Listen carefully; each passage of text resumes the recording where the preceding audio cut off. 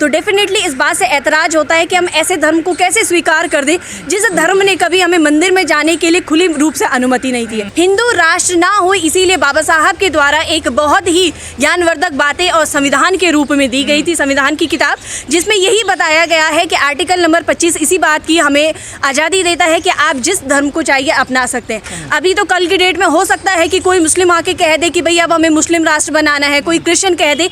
इसीलिए जो संविधान है वो हर एक धर्म को एक प्रॉपर एक मान सम्मान की बात करता है। लेकिन अभी तक कहा जा रहा है कि अम्बेडकरवादी कहते हैं हम हिंदू नहीं है, अब पिछड़े भी कहने लगे हम हिंदू नहीं है, अखिलेश यादव कह रहे हैं हम तो शुद्र हैं, स्वामी प्रसाद मौर्य कह रहे हैं हम भी शुद्र हैं। जी। तो आपने तो एक क्रांति छेड़ दी ना देश में। देखिए ये क्रांति नहीं है। जब जब शिक्षा ने अपने पैर जमीन पर गड़ाए हैं तब तक वो क्रांति की ही आवाज़ लगी है। इसी प्रकार से है आज की डेट में हर कोई पढ़े लिखे हैं, हर कोई इस बात से अवगत है कि जब भी शोषित वर्ग अपनी आवाज़ को उठाता है तो उन्हें पता नहीं क्यों एक क्रांतिकारी की भूमिका दे दी जाती है। और ये इतिहास गवाह रहा है कि जो हमेशा शोषित और पिछड़ा रहा है वो हमेशा SC ST ही समाज रहा है। कहा जा रहा अम्बेडकरवादी गुमराह कर रहे हैं पिछड़ों को।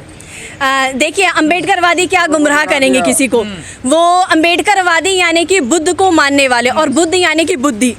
जब हमारे कोई भी बड़े नेता, कोई भी मंत्री जब विश्व में जाते हैं तो वो कभी ये नहीं कहते मैं राम और कृष्ण की भूमि से आया हूँ, वहाँ पर परिचय दिया जाता है मैं बुद्ध की भूमि से आया हूँ। तो ये हमारे लिए सौभाग्य की बात है कि हम भी बुद्ध की भूमि से हैं। तो अम्बेडकरवादियों को किसी अलग नज़र से ना देखते हुए, हाँ पर ये बात जरूर मैं कहना चाहूँगी कि जब भी अम्बेडकरवादी लोग किसी बात पर तर्क छेड़े तो उस तर्क का जवाब सिर्फ तर्क के ही आधार पर होना चाहिए। तो इससे तो देखिए हिंदू कहने का तात्पर्य तब बहुत अच्छा लगता है कि जब हिंदू, आप भी हिंदू, मैं भी हिंदू, ये भी हिंदू, सभी हिंदू है, यानी कि सब एक समान है। लेकिन हिंदू के अंदर भी कोई ब्राह्मण है, कोई शूद्र है, कोई वैश्य है, कोई क्षत्रिय है, और उसके बाद उनकी जो सम्मान में एक वर्चस्व है वो अलग अलग लेवल पर जब आ जाता है तो डेफिनेटली इस बात से ऐतराज होता है कि हम ऐसे धर्म को कैसे स्वीकार कर दें जिस धर्म ने कभी हमें मंदिर में जाने के लिए खुली रूप से अनुमति नहीं दी है।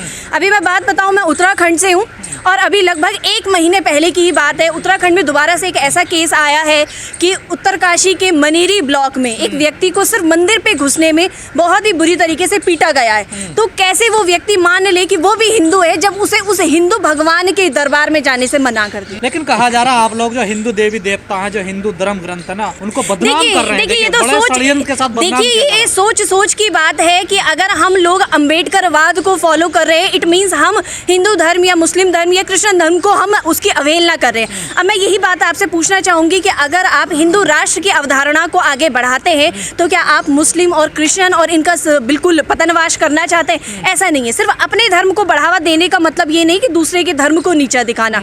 और अम्बेडकरवाद तो इस बात को बिल्कुल, बुद्ध ने यही बात सिखाई है कि अपने धर्म की तारीफ करना और दूसरे के धर्म को नीचा दिखाना ये कोई भी धार्मिक कोई ये शिक्षा ही नहीं है।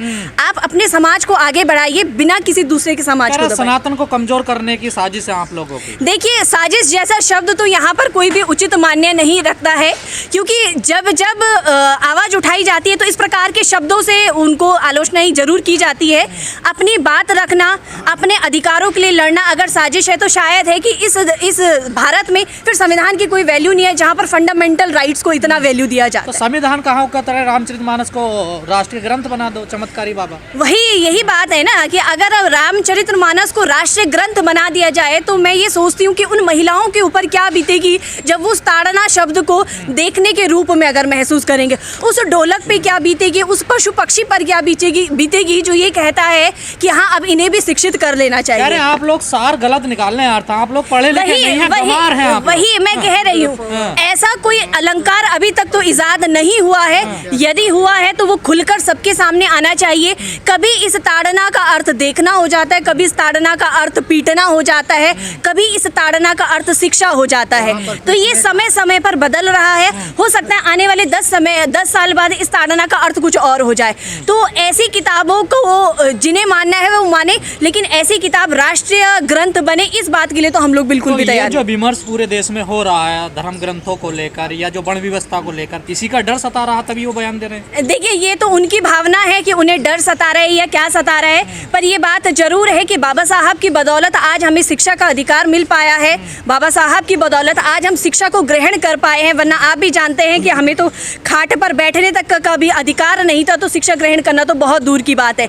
शिक्षा ही है, कहते हैं कि शिक्षा शेरनी का दूध है, जो पीता है वो दहाड़ता है, तो हमने पिया है तो दहाड़ेंगे भी, और सुनने वालों को अपने कान मजबूत कर लेना चाहिए। कि जातिवाद ने बड़ा आतंक पूरे भारत में मचाया है, तो आप ये बयान अगर दे रहे हैं तो पंडितों ने ये शुरू किया है, तो बेशक पंडितों को ही इसे ख़त्म भी कर देना चाहिए, जिसमें भारत के जो विकास में अवरोध पैदा हो रहा है वो फिर दोबारा पैदा ना हो।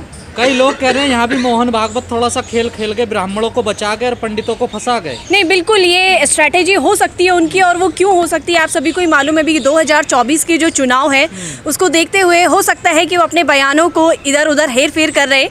डेफिनेटली ये तो उनकी मन की बात है, वही जान पाएंगे उन्होंने किस पक्ष में और किस संदर्भ में ये बात कही है। तमाम जो बुद्धिजीवी लिखे पढ़े लोग वो कह रहे हैं जाति तो ब्राह्मणों ने बनाई है, तो फिर पंडितों को क्यों करे? पंडित तो कोई भी हो सकता है। नहीं, देखिए अगर हम ऋग्वेद के अनुसार ऋग्वेद के 10वें मंडल की बात करें, जहाँ पर वास्तविक रूप से वर्ण व्यवस्था को बताया गया है, तो उसमें डेफिनेटली यही है कि ब्राह्मण वर्ग यानी कि जो सबसे उच्च वर्ग माना गया है, उस ब्राह्मण वर्ग की बात जो है आरएसएस के चीफ मोहन भागवत जी द्वारा कही गई है। वर्ण व्यवस्था को लेकर बड़ा विरोध हो रहा है, और उसी को ध्यान में रखते हुए शायद मोहन भागवत जी ने ये बयान दिया है। देखिए उसे ध्यान में रखते हुए दिया है या नहीं दिया है, देखिए ये जो व्यवस्था है ये बिल्कुल ऋग्वैदिक काल से चली आ रही है, लेकिन इसका जो दुष्प्रभाव है वो आज तक भी देखने को मिलता है।